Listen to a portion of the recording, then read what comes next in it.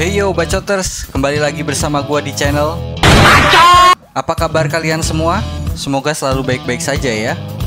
Buat kalian semua, kalau capek, istirahat, tapi jangan nyerah ya. Oke, di video kali ini gua akan membahas sebuah film yang berjudul Andhadhun. Film ini menceritakan seorang pria bernama Akash yang merupakan pianis buta bertalenta yang sedang menyelesaikan musik terbarunya. Dari pekerjaannya itu pula, Akash bertemu Pramod, mantan aktor ternama yang meminta Akash bermain piano di rumahnya dalam rangka konser privat sebagai kejutan ulang tahun pernikahannya dengan Simi. Dari situ juga, Akash terseret menuju situasi yang intens dan dilematis. Bagaimana keseruannya? Tidak perlu berlama-lama lagi, langsung saja, let's play. Scene diawali dengan adanya suara, ceritanya panjang. Ngopi bro. Kemudian scene menunjukkan seorang pria memegang sebuah senapan. Pria itu membidik seekor kelinci dan inilah Andhadhun. Cerita dimulai memperlihatkan seorang pria sedang bermain piano. Pria ini bernama Akash, seorang pianis tunanetra. Akash adalah seorang seniman yang kesehariannya selalu mencari inspirasi dari kegiatan sehari-harinya.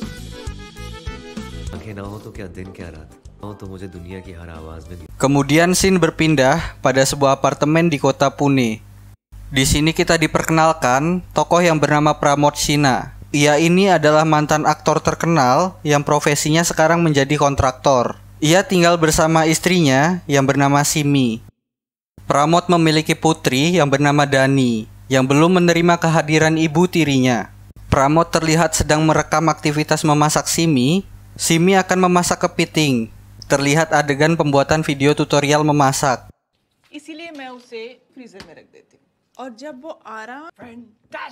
Ketika sedang berjalan, tiba-tiba ekspresi Simi berubah. Hal itu mengejutkan Pramod karena dikira kalau Simi benar-benar marah kepadanya. Padahal itu hanya akting. Di lain tempat, Akash yang ingin menyeberang tanpa sengaja ditabrak oleh seorang gadis dengan sepeda motornya. Gadis ini bernama Sophie. Akash menolak untuk diajak ke rumah sakit. Kemudian, Sophie mengajaknya makan di sebuah kafe untuk menebus kesalahannya. Di kafe itu, mereka berdua sedikit berbincang. Sophie menanyakan apa pekerjaan Akash. Akash menjawab, ia adalah seorang pianis. Kemudian, Sophie mengajak Akash untuk bermain piano di kafe milik ayahnya. Ayah Sophie yang bernama Franco kagum melihat permainan Akash dan kebetulan sedang mencari seorang pianis.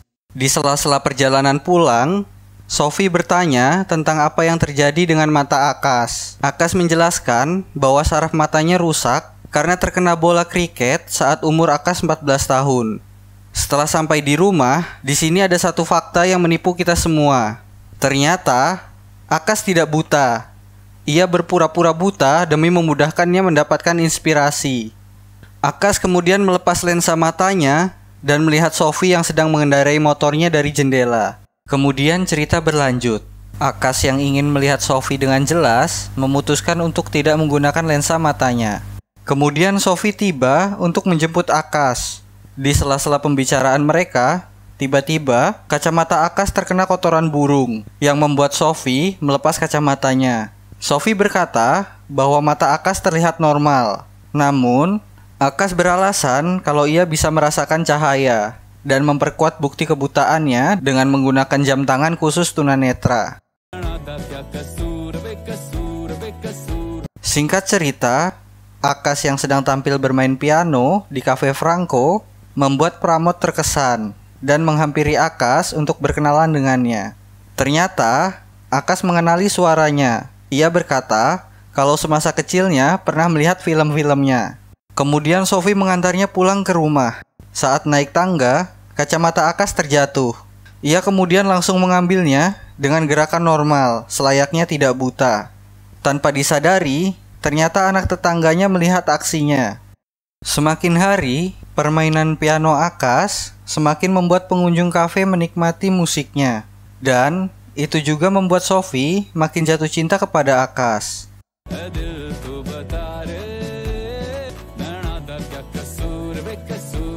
Ada satu momen yang membagongkan karena Sophie mengajaknya menonton bioskop.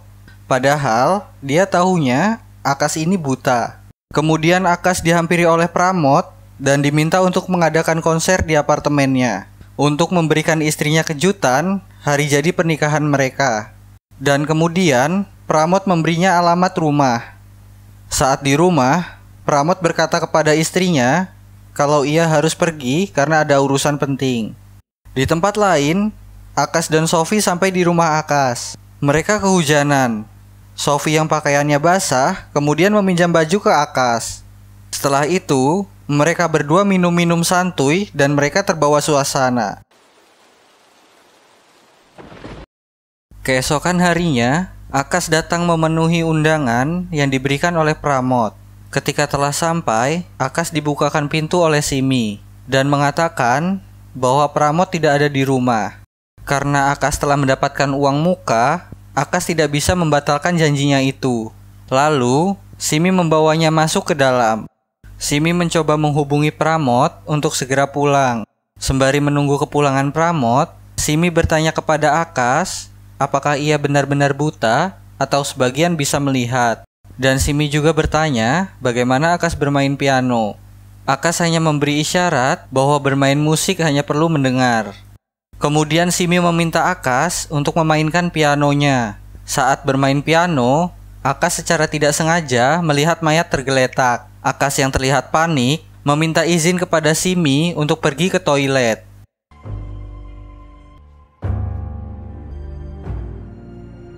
Ketika di toilet, ternyata Akas tidak sendiri, melainkan ada seorang pria dengan pistol di tangannya. Pria ini bernama Manohar, yang ternyata Manohar ini adalah selingkuhan Simi, dan mayat yang tergeletak itu adalah mayatnya Pramod. Pramod tewas karena memergoki istrinya sedang ngenskui dengan Manohar.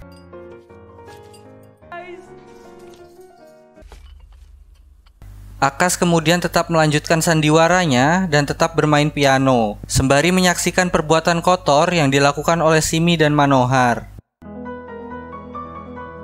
Mereka memasukkan mayat Pramod ke dalam koper dan mengambil jam serta cincinnya. Setelah mereka selesai membersihkan perbuatan kotornya, Simi berpura-pura seolah Pramod sudah datang. Kemudian memutarkan rekaman saat mereka sedang membuat video memasak, yang seolah-olah itu memuji permainan Akas. Kemudian Simi berakting seolah-olah Pramod harus bergegas kembali pergi. Ketika Manohar sudah pergi bersama mayat Pramod, Simi meminta Akas untuk segera pulang. Saat di luar, Akas yang masih terlihat syok atas apa yang ia saksikan tadi, ia duduk di pinggir jalan dan dihampiri oleh wanita penjual lotre dengan tato di tangannya. Lalu wanita itu meminta Akas untuk memilih lotre karena menurutnya orang buta selalu memiliki keberuntungan dalam hal memilih lotre. Akas yang melihat kejadian kotor yang dilakukan Simi dan Manohar segera menuju ke kantor polisi. Sesampainya di sana, Akas langsung mengatakan bahwa dia ingin melaporkan kasus pembunuhan. Ketika belum selesai laporan, tiba-tiba seorang inspektur keluar. Yang ternyata, inspektur itu adalah Manohar, selingkuhan Simi. Ia merupakan inspektur senior di kepolisian.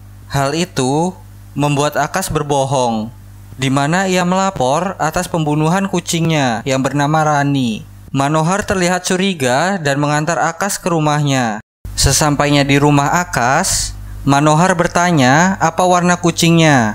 Akas pun menjawab, warnanya yaitu hitam dan putih.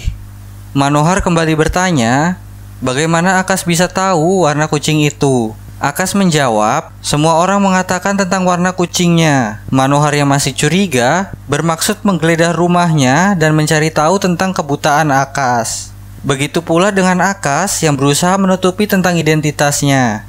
Manohar menemukan sebuah koran dan curiga bagaimana orang buta seperti Akas bisa membacanya. Akas beralasan bahwa koran itu hanya digunakan untuk kotoran kucingnya.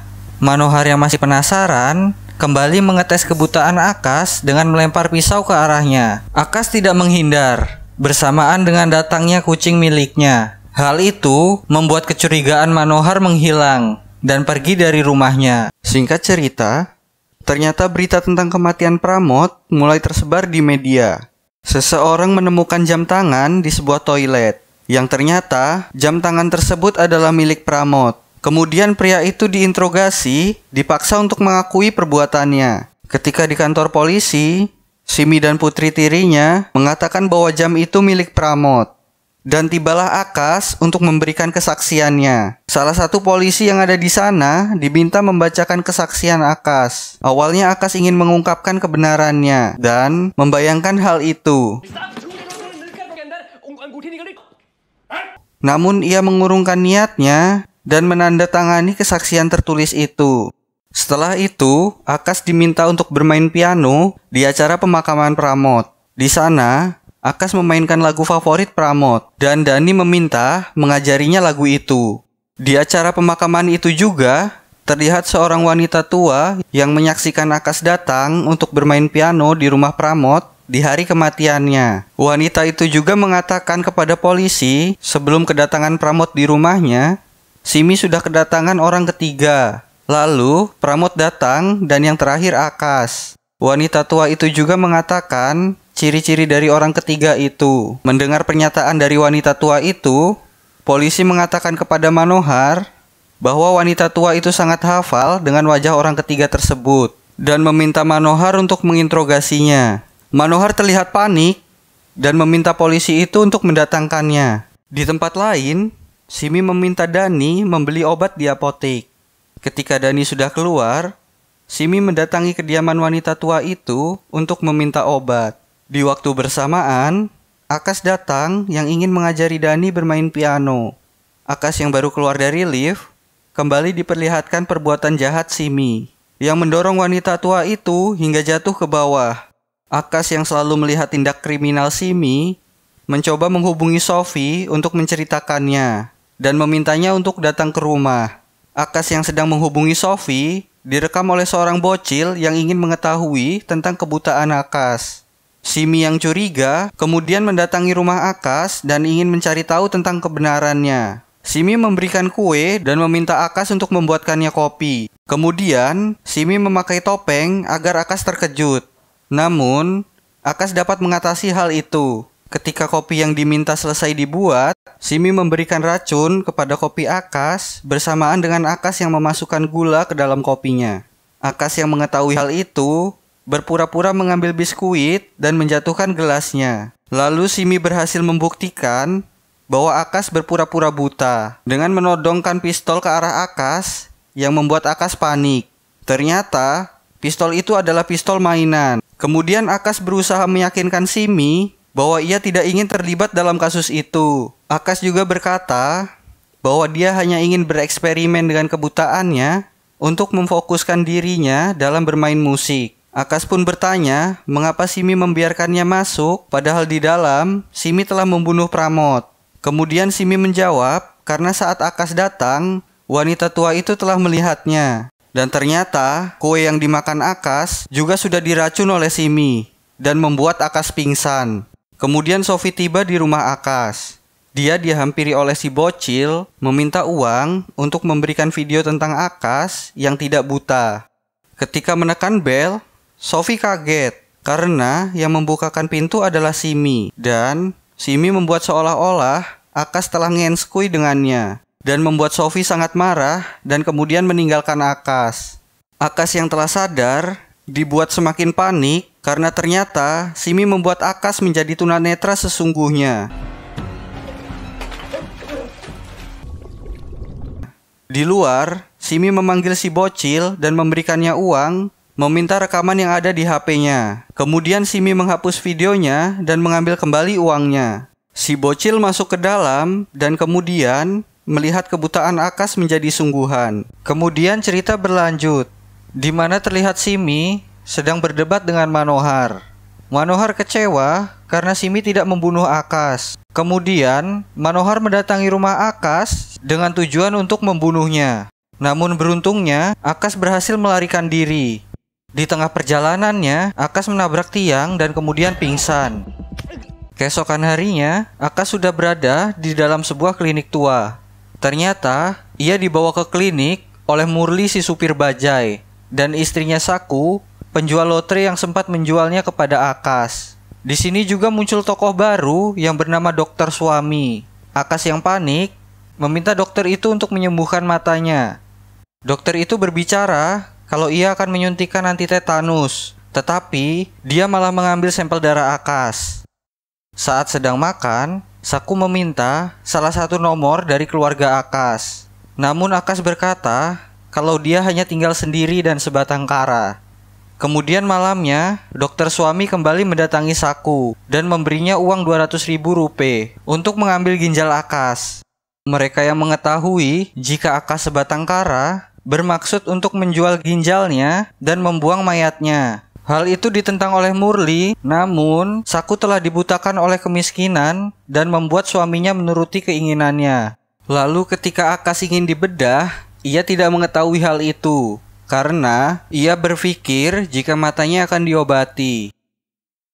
Saat akan mulai, dokter Suami yang selalu diganggu oleh dering ponselnya menjawab telepon itu dan berkata jangan mengganggunya saat sedang operasi. Akas yang mendengar kata operasi kemudian panik dan berontak. Murli yang dari awal tidak setuju kemudian berkata kita ambil saja satu ginjalnya dengan harga 100.000 rupiah.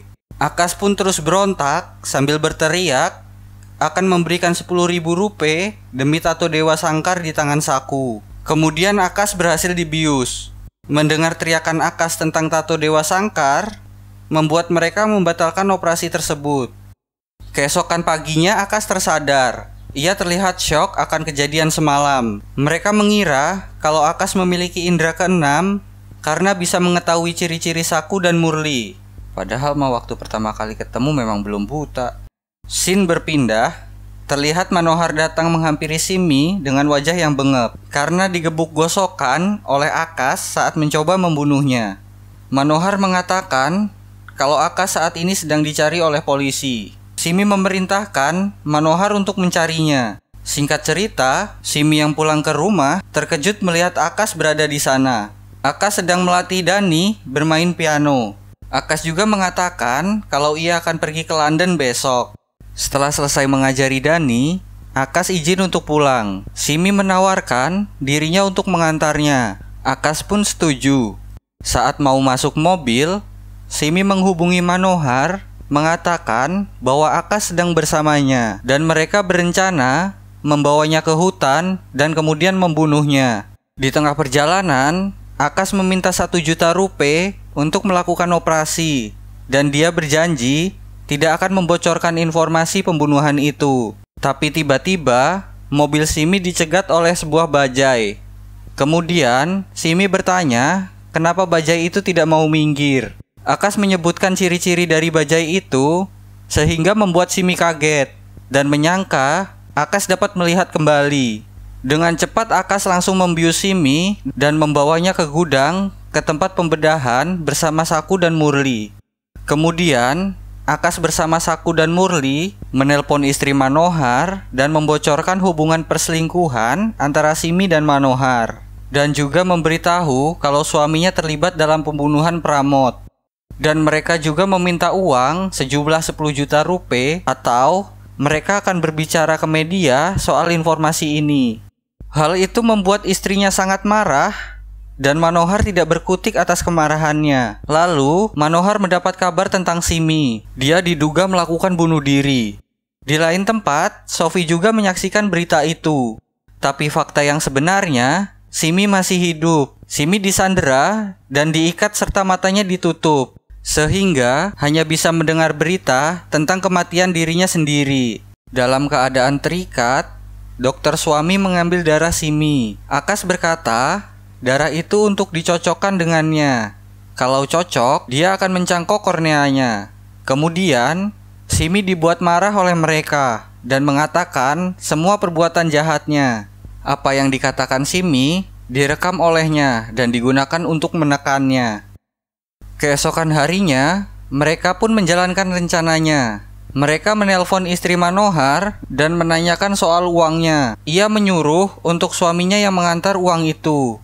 Istri Manohar berkata kepada suaminya sembari memberi pistol untuk membereskan apa yang telah ia buat. Scene berpindah, ternyata Akas dihianati lagi oleh Murli dan Saku. Akas diikat bersamaan dengan Simi di satu gedung. Simi yang melihat hal itu kemudian menertawakannya. Karena berada pada kondisi yang sama, akhirnya Akas dan Simi bekerja sama untuk saling membantu. Lalu Simi mencoba melepaskan ikatan pada Akas. Di tempat lain, Manohar datang ke tempat yang diberitahu oleh mereka dan membawa uang 10 juta rupiah itu. Uang itu dimasukkan ke dalam lift. Saat lift tertutup, ternyata Manohar naik melalui tangga. Saat Murli sedang mengambil uangnya, ia ditembak oleh Manohar. Kemudian, Manohar bertanya, di mana istrinya? Ketika Manohar ingin mendatangi Saku dengan menggunakan lift, Saku mematikan liftnya. Manohar yang frustasi kemudian menembakkan pistolnya. Di tempat lain, Akas yang sudah terlepas diminta Simi untuk membuka penutup matanya dengan maksud agar Simi bisa memandu Akas untuk mencari jalan keluar. Simi mengulur-ngulur waktu dan menemukan sebuah gunting, kemudian membuka ikatannya. Murli yang sekarat karena terkena tembakan dibawa oleh Saku ke rumah sakit. Simi yang telah berhasil melepaskan diri kemudian menghajar Akas. Tapi tiba-tiba dokter suami datang. Simi yang mendengar kedatangannya langsung menyerang dokter suami dan menusuknya menggunakan gunting. Akas yang masih dapat berdiri langsung bergegas menolong dokter suami dan memegang Simi. Kemudian dokter suami membiusnya. Scene berpindah. Saku yang berada di rumah sakit mendapat kabar kematian Murli. Saku pun menjadi depresi dan meminta suster yang ada di sana untuk menyelamatkannya dan bersedia membayar berapapun biayanya. Namun, tas yang dibawanya ternyata hanya berisi uang palsu. Suster menyarankan untuk menyumbangkan organnya kalau dia setuju. Kemudian, Saku menghubungi dokter suami, memberitahu kalau Murli mati. Simi dimasukkan ke dalam bagasi. Di tengah perjalanan, suami menjelaskan kalau ada yang ingin membeli organ Simi. Lalu, dokter suami juga mengatakan bahwa mata Akas bisa sembuh. Selanjutnya cerita berpindah 2 tahun kemudian di Eropa. Di sini terlihat Sophie yang sedang berjalan melihat poster konser Akas dan masuk ke dalam gedung itu. Setelah Akas selesai tampil, dia pun mendapat banyak ucapan selamat dan jabatan tangan, termasuk Sophie yang ada di sana. Kemudian Sophie mengatakan, "Kamu mengelabui orang di sini." Dan disinilah sebenarnya scene pertama saat baru dimulai film ini. Kemudian scene flashback memperlihatkan Akas dengan dokter suami yang sedang berunding tentang nasib Simi. Dokter suami bermaksud untuk menjual organ Simi, namun Akas menolaknya. Kemudian Simi sadar dan menggedor bagasi mobil, yang membuat dokter suami turun untuk membiusnya lagi. Tapi Simi berhasil melumpuhkan dokter suami dan meninggalkannya. Di dalam mobil, Akas mengira ia masih bersama dokter suami. Ia tak sadar sampai Simi menyuruhnya untuk keluar dari mobil. Simi pun melanjutkan perjalanannya. Namun, tiba-tiba ia memutar balik kendaraannya untuk menabrak Akas. Dan ini dia, buat yang bertanya-tanya, apa hubungan film ini dengan scene di awal cerita, di mana seorang pria yang membidik seekor kelinci, tembakannya meleset dan kelinci itu lompat menabrak mobil yang dikendarai Simi dan membuat mobil itu hilang kendali, terguling-guling hingga meledak. Scene kembali lagi ke Akas dan Sophie. Sophie bertanya, kenapa Akas tidak kembali ke dirinya? Akas menjelaskan kalau ia tidak memiliki keberanian dan berniat meninggalkan semua masalah ini. Selesai Akas bercerita, pelayan kafe memberikan tongkat milik Akas. Yang bisa kita lihat, tongkat itu ada lambang kelincinya. Yang jadi pertanyaan, Akas ini kan buta ya? Kenapa dia bisa tahu soal kelinci ini? Kemudian Sophie bertanya, mengapa ia tidak menuruti kata dokter suami untuk mengambil mata Simi? Namun Akas tidak menjawab dan pergi meninggalkannya.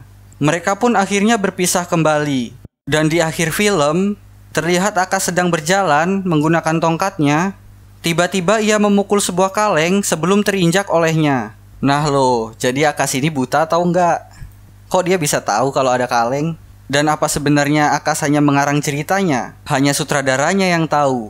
Dan film pun selesai. Catatan nih buat kalian yang bertanya-tanya soal apa yang sebenarnya terjadi. Film ini kan menceritakan Akas lagi bercerita ke Sophie tentang 2 tahun yang lalu, dan kita dibawa flashback ke kejadian itu. Makanya di awal film dimunculkan adegan ceritanya panjang, kopi. Jadi menurut gua nggak menuntut kemungkinan kalau cerita yang diceritakan Akas ini adalah hasil karangan dia. Jadi apakah Akas ini beneran buta? Atau dia ini sebenarnya playboy sesuai dengan lambang kelinci di tongkatnya? Biarkan ini semua menjadi misteri. Oke, sekian untuk video kali ini. Tekan like apabila kamu menyukai video ini. Tekan share dan subscribe untuk membantu channel ini semakin berkembang. Tulis di kolom komentar untuk request video-video selanjutnya. And see you next video.